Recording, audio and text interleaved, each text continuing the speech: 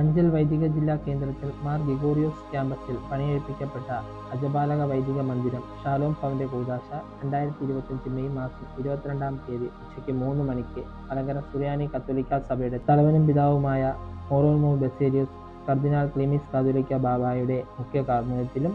അഭിമന്യ മാത്യു മാർ പോളികാർപ്പസ് എപ്പിസ്കോപ്പായുടെ സഹകാർമ്മികത്തിലും കൂദാശ ചെയ്യപ്പെട്ടു. ധന്യം Mar Ivanios തിരുമേനിയോടും arch bishop Mar Gregorios തിരുമേനിയോടൊപ്പം ദീർഘകാലം ഈ പ്രദേശത്ത് ശുശ്രൂഷ നിർവഹിച്ച വന്ധ്യ ദിവ്യശ്രീ അലക്സാണ്ടർ വലിയ വീട്ടിൽ കോർ എപ്പിസ്കോപ്പായുടെ സ്മരണാർത്ഥമായിട്ടാണ് ഈ കെട്ടിടം സ്ഥാപിക്കപ്പെട്ടിരിക്കുന്നത്.